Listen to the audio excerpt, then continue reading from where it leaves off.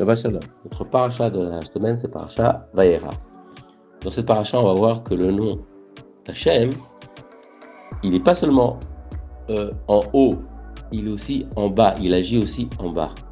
Et comment on voit ça? On voit que même les Khartoumim, les sorciers de Paro, vont dire Ezba Elohim Hi. On va dire c'est le doigt de Dieu. On ne peut pas comprendre pourquoi ça arrive. Il y a des choses, là on ne sait pas. Et on va comprendre, on va essayer de voir pourquoi, qu'est-ce qui s'est passé, quel nom de Dieu a été utilisé. Et aussi, Dieu nous apprend que jusqu'à présent, pour les patriarches, c'est toujours présenté au nom de El Shaddai. Ok? Alors on a dit que Shaddai, on le voyait sur les mezuzah, on le voyait sur les téphilines. Ok? C'est le Shin, Dalet, Yud. Et où est-ce qu'on voit dans les noms de nos patriarches qu'il est là-bas? On voit que Abraham, Israël, Yaakov c'est aussi Israël. Alors, on va prendre les premières lettres des noms de nos patriarches. Abraham, c'est Aleph. Israël, c'est Yud. Yaakov, c'est Yud. Et Israël, c'est aussi un Yud. Donc, on a 3 Yud. Ça fait Yud, c'est en Gematria, c'est 10. Donc, 3 fois 10, ça fait 30. Et le Aleph d'Abraham, ça fait 1. Ça fait 31. 31, c'est la Gematria du mot El. Et si on prend les dernières lettres des noms des patriarches, Abraham, c'est le même. Israël, Kouf. Et Yaakov, c'est le Bet, et on fait le Hadbash. Le Hadbash, c'est qu'on prend l'opposé des lettres à partir de la fin ou du début de l'alphabet hébreu. C'est-à-dire qu'on va prendre le Bet de Yaakov. Donc le Bet, c'est la deuxième lettre de l'alphabet. Et c'est quoi la deuxième lettre en partant de la fin? Si on met le Tav et le Shin, ça sera le Shin. Donc on remplace le Bet par le Shin. Et le Kouf d'Israël, le Kouf, c'est la quatrième lettre en partant de la fin. Donc c'est quoi la quatrième lettre en partant du début de l'alphabet? Aleph, Bet, Gimet, Dalet. Ce sera le Dalet. Ok?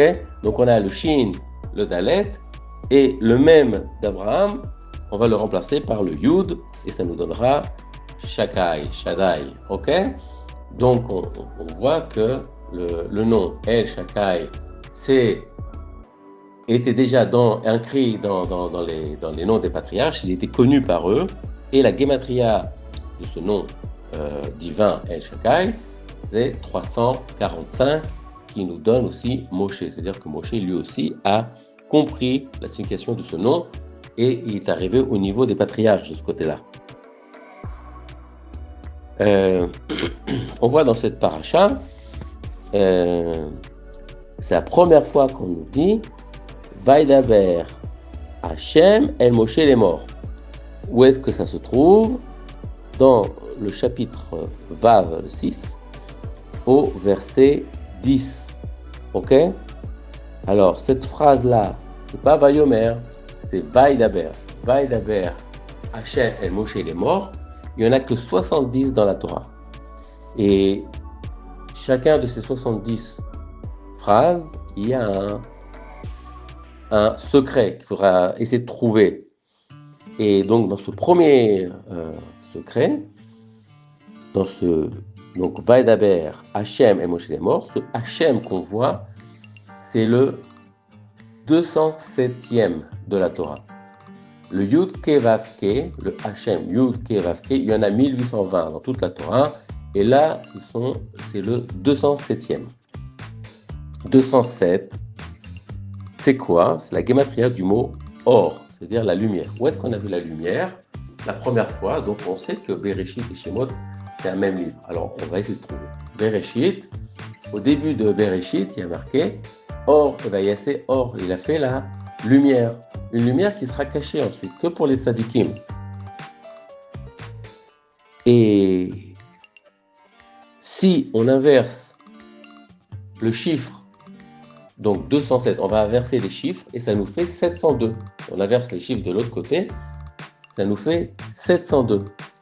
Ça veut dire que c'est quoi 702? C'est la gematria du mot Shabbat. Donc Shabbat, quand est-ce qu'on reçoit la lumière divine, qui a été fait dans la création, c'est que pour les tzadikim qui font quand? Qui font Shabbat. Quand tu fais Shabbat, tu reçois une partie de cette lumière qui a été cachée. Et pourquoi c'est intéressant? Parce que justement, on fera attention que toute la semaine, on met les tefilines, ok? Et quand on met les tefilines, il y a le nom, on a dit le nom de Dieu, Shaddai, ok? Le Shin qui est en haut, le Dalet derrière et le Yud qui est sur le bras, ok? Mais on ne le met pas en Shabbat. Qui c'est qui nous protège? Quel est le nom de Dieu qui nous protège ce jour-là, le 7e jour? C'est le nom, donc El Shakai, Shakai, Bidjouk. Ok? Et ensuite, on a une deuxième fois un Vaidaber Hashem et Moshe des morts, où ça, dans le chapitre Vav, le 6, verset 30. Et là, on va nous parler de la première plaie donnée à Pharaon. C'est la plaie donc, du sang, d'âme. Et on va se poser la question, mais pourquoi d'abord, pourquoi il y en a 10? Pourquoi il y a 10 plaies? Et pourquoi on va commencer par la plaie du sang? Donc, encore une fois, il y a une relation entre Bereshit et Shemot. Dans Bereshit, on voit que Caïn a tué son frère Abel. Et il a versé du sang. C'est le premier sang qu'on voit dans la Torah. Et de ça, Dieu lui a mis une hotte ou un signe distinctif sur le front. Alors il y en a qui disent que c'est une corne. Et on va voir la relation entre une corne qui est sur le front et le paron de notre paracha qui a aussi un serpent sur le front. Mais cette corne-là aussi, en Kabbale, c'est la lettre Yud. Donc ça a une forme de Yud comme ça, sur la tête. Et pourquoi Yud? Gematria, ça veut dire 10. Donc 10 pour les 10 plaies que Pharaon va avoir. Pourquoi Pharaon va avoir les 10 plaies? Parce qu'en fait, c'est le Gilgoul, c'est la réincarnation de Caïn dans ce monde. Et Pharaon, qui veut tuer Abel, qui Abel, on l'avait dit, c'était la réincarnation de Moshe, de tuer Moshe. Donc il essaye de tuer Moshe, les premiers-nés, il essaye de tuer les enfants d'Israël. Il verse du sang. Il verse encore du sang. Donc il doit faire tchouva, il faut le forcer à faire tchouva, faire comprendre qu'il a fait qu'il fait une erreur. Ok. Donc maintenant qu'on a mis les personnages en place, on voit comment le nom de Dieu va intervenir dans cette paracha avec donc la plaie du sang. Le nom de Dieu qui va intervenir, on l'a vu dans la paracha d'avant, dans Shemot, c'est Ekié.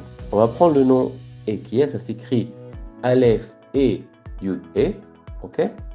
Et on va continuer à l'écrire, mais maintenant en rétrécissant son nom. Alors, on va faire Aleph et Yud Ke, c'est 21. On va écrire après Aleph et Yud, c'est 16. Aleph et, c'est 6. Aleph seulement, c'est Gematria 1. Donc 1 plus 6 plus 16 plus 21, ça va nous donner 44. Et 44, c'est la Gematria de d'âme, du sang, 44. Voilà comment Dieu agit avec son nom divin ici sur terre. Et pas seulement qu'il est en haut dans les hautes sphères, mais aussi sur terre. Shabbat Shalom.